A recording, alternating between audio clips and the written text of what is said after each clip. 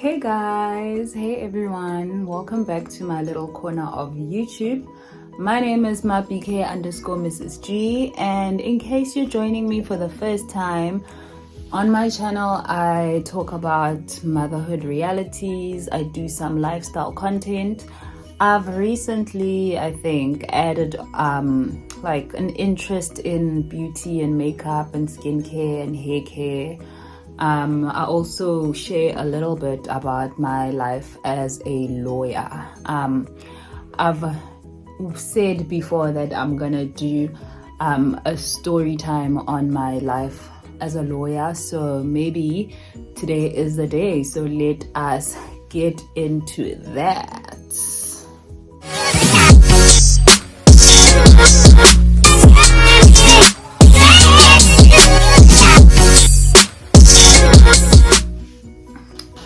Okay, so I think I've spoken briefly about the fact that I am a labor lawyer. I am an LLB graduate, and I also have a postgraduate diploma in labor law from UJ. I work in an ICT company. Currently, I manage the BE portfolio as well as the industrial relations. That is all the labor relations, chairing of disciplinary hearings, restructuring processes, 197 transfers, CCMA appearances, all of that jazz. So, one moment. My child is crying. One moment.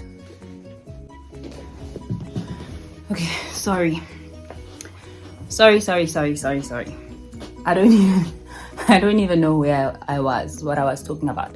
But I was just explaining that I am a labor lawyer. I do a lot of disciplinary hearings, grievance hearings, CCMA appearances. I really that's probably my favorite part of my job. I did my articles at Legal Aid South Africa. I will forever be grateful for that organization and forever be proud of the attorney that I became as a result of my articles that I did at Legal Aid. Whew, sorry, I'm out of breath because I was running after my child who was crying, okay, anyway. So yeah, I will forever be grateful for the litigation experience that I got at Legal Aid. It's unmatched. Sure, you are literally inundated with cases, you are in court every day, but that creates a litigation machine. I also learned a lot of file administration, diary administration, managing an entire court roll that is your responsibility from my experience at Legal Aid. And for those aspects, I will forever be grateful for that kind of experience. I wouldn't have gathered or gained any of that experience anywhere else but from Legal Aid. And the person that I am today, the confidence that I have even now as a labor lawyer, is because of the experience that I got at Legal Aid. I think I've said this once or twice, that I feel like my career has tried to kill me. There's one thing in my life that I think has tried to kill me multiple times. It's the journey to becoming the lawyer that I am today. It wasn't always smooth sailing, and I think my career hasn't always turned out the way I planned or the way I envisioned or the way I, in some instances, prayed and hoped. Lots of disappointments along the way, but I think all in all, we learn as we grow that sometimes things are meant to go a certain way for God's own purpose. If you're a believer, I'm sure it would resonate with you that things happen the way they should because God has a specific plan for us. And even in the years where things are falling apart, there will be years of restoration. One example I have multiple examples. I've always struggled with feeling like I am, well, a couple of examples. I've always felt like I was behind my peers. So not a lot of people know the story, but I once got academically excluded from UJ. Literally, like, people that go to UJ know what is an F7. I got that. I got an F7. And it was actually the year that my mom passed away. I'll never forget. So my mom passed away in 2011, and it was right before, I can't remember if it was semester tests or exams. And very soon after my mom passed away, and very soon after the funeral, I was writing law of contract. And got to the exam hall. Can't remember if it was an exam or a test or whatever. Got to the exam hall, and fine, there's a 15-minute period where you have to remain seated. Even if you finish your paper within that 15 minutes, you have to sit and wait for the first 15 minutes to be up before you can be excused. Fine, I sat there, we started writing. I filled out my details, wrote my name, my student number, and I just went blank. Like, I couldn't even read the question paper. I went completely blank. And when the invigilator announced, ladies and gentlemen, the first 15 minutes are up. If you are finished with your paper, you may stand up, hand your paper in, and leave the venue. I stood up, handed in my blank paper that just had my name and my student number, and I walked out. And that was it. And that was basically me for the rest of that year, completely dazed and confused about life. And as a result, I got academically excluded.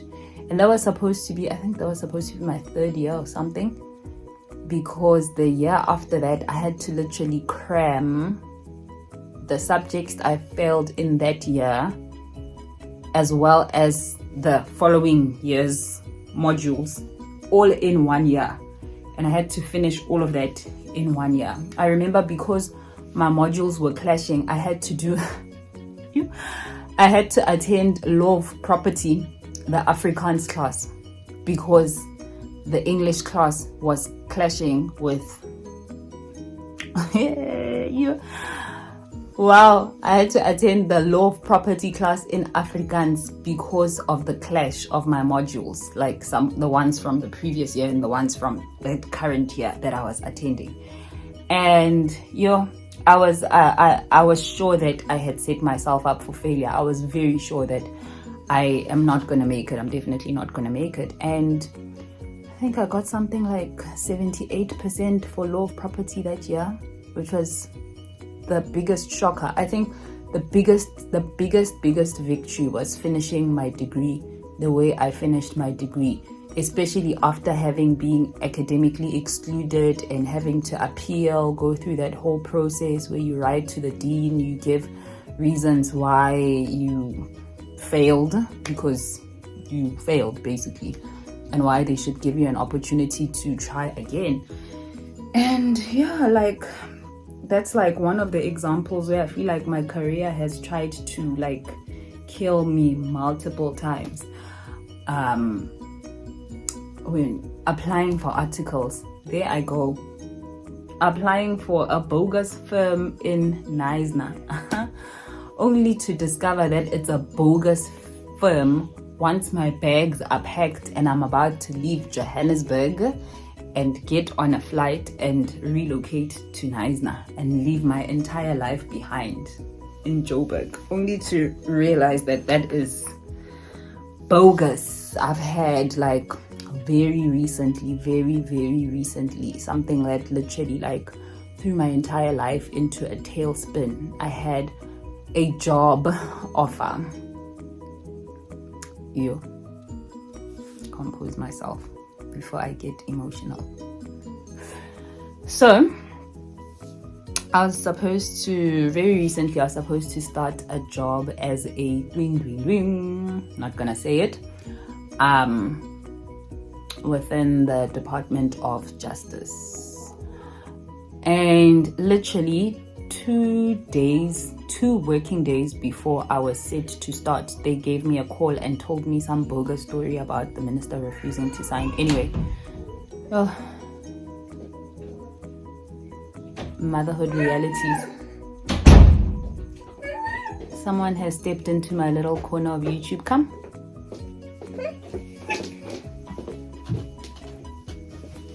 Say hi, everybody. Hi, everybody. How are you? How are you? Say I'm fine. I'm fine. Say my name is Picanyo. My name is Pijan. I'm going to bed now. No, just the heart. It's too hot. Don't touch it. It's too hot, Nana. It's too hot. Say bye, everybody. Bye, everybody. Say Mama will be back soon. Mama, back soon. Soon. Sorry, guys. Sorry, I'm back. I'm back. Sorry about that. I think I was talking about the fact that I had received a job offer, and when I was expecting the call to come and get my contract signed, then I literally got a call telling me that my offer has been revoked, this, that, and the other. Imagine, I had already served my notice and I had already resigned and all of that. So I don't know. I in the end managed to retain my job. I am fine. I think I'm healing. I'm still in that whole process of just getting over it, and a little bit traumatic. It's getting easier to talk about it. But yeah, I really think my career has tried to kill me multiple times. But even in those instances, I've had very victorious moments that make me feel proud of how far I am in my journey, career achievements, career growth that have made me feel very proud of how far I have come. And with that being said, I hope maybe in the future, in times to come, I'll have an opportunity to expand a little bit more on legal topics. I am not an expert. I am forever learning, and I'm happy about the fact that I'm forever learning. And yeah, I hope that we get to learn together. I hope that you stick around to my little corner of YouTube, and that we expand some. I'd really doubt, because of the sensitivity around legal aspects and legal matters, is always very cautious about what you share and what you don't share. But yeah, hopefully we'll get to expand a little bit more now and then about how I do what I do, why I do what I do I enjoy what I do, what am I doing, and such. But I really hope that if you are a new visitor on my little corner of YouTube, I hope that you stick around with my little corner of YouTube. If you are a returning subscriber, I really appreciate your support.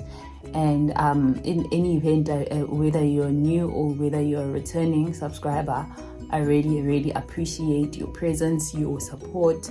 Please comment and share, and let's grow this journey together. And I hope to see you once again on my little corner of YouTube. Cheers, guys.